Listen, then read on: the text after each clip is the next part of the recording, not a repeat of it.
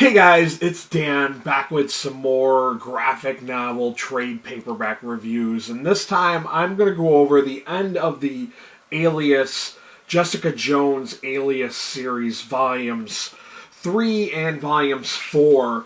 Now, I had already read, back in 2016, I had read volumes 1 and 2, and for some reason, I just didn't do a video review for them.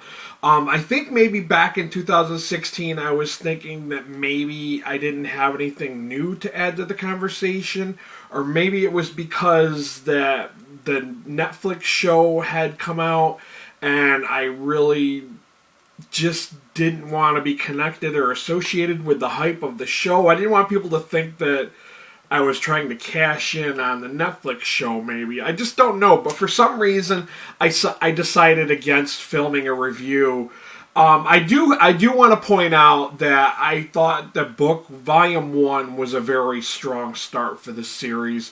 I just looked back at my review and I looked at my comments on it, and I had rated it 5 out of 5 stars. And I said that there was a lot more details to it than what was in the Netflix TV series. It was much more gritty and much more mature, and it had a lot more details to it going on for it. So, as you know, I've mentioned many times before, I'm trying to do a TBR takedown. I'm trying to complete series that I just didn't finish, and that was why I was like, you know what, I really need to finish the Alias, Jessica Jones Alias series. So I picked up volume 3 and 4, and it kind of diverges. If you came here and you're like, oh yeah, I saw the Jessica Jones series and now I want to read the books, you're gonna be slightly different, because it diverges in volume 3. It diverges from that Purple Man story, and this one is about a very minor superheroine, as in she's a Spider Girl or Spider Woman. I've never heard of this character before. Her name is Maddie Franklin, and she's a drug addict, and Jessica Jones is basically trying to track her down, find out what's going on with her, and trying to make sure that she's safe. So a lot of the story, and I love the artwork, the way the artwork's done, because there's an interview with J. Jonah Jameson in the beginning, and it's kind of like reading a script. I found that to be really appropriate for those pages, and I thought it made it more interesting. But yeah, Volume 3 was mainly just her trying to track her down. So it diverges from the main story. But still, the artwork was really, really interesting. It kept me interested in the story. And I rated this one a 4 out of 5 star rating. I'm not going to go too far into the back of this. I don't want to spoil it for those who have not read it. And then I picked up the final volume for this. And it's basically, this one kind of goes into a little more of her origin. And you have to be reminded that Jessica Jones is a new character.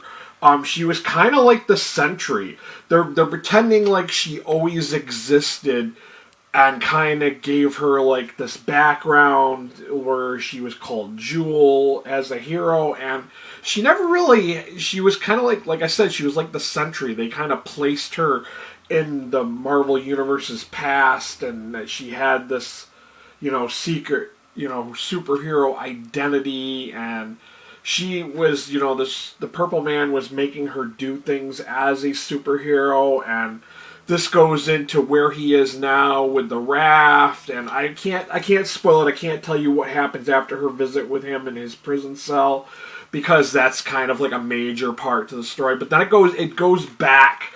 It just totally reroutes back to that Purple Man story. And for those of you who are, coming here because you saw the Netflix series, this is so much more different.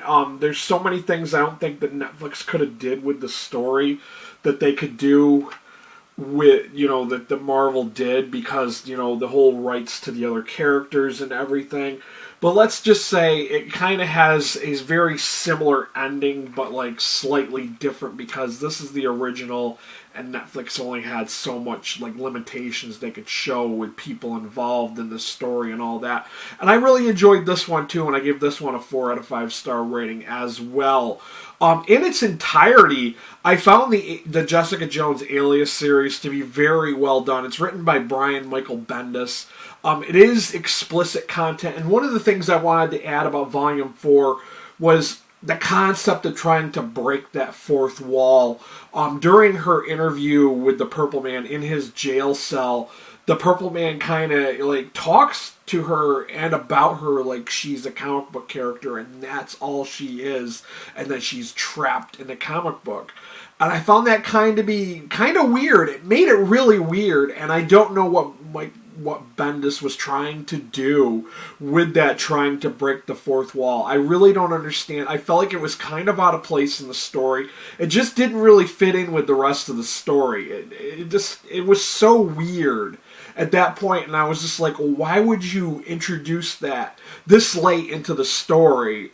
I mean, if you really wanted that to be a thing to break the fourth wall, you think you would have mentioned it like in volumes 1 or 2, like way back when, and not bring it up in the last final volume of the series. So that just seemed really weird, and I kind of felt like it jumped the shark at that point, but I still really enjoyed this. Like I said, I gave it a 4 out of 5 star rating.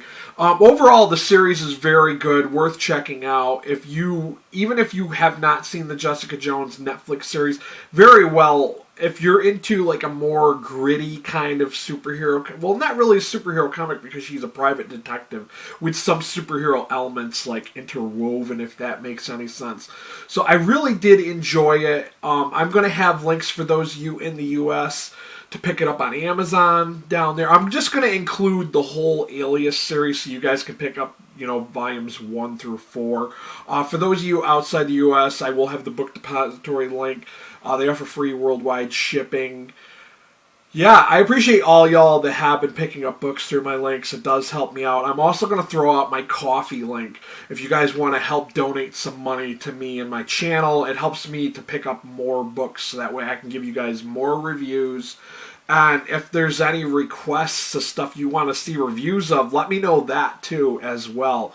If you came here looking for comic book graphic novel reviews and recommendations, make sure you hit that subscription button. While you're there, hit that notification bell, which is more important than ever for YouTube. It lets you know when I upload. That's all I got for you guys. Until next time, this has been Dan, and I will be geeking out.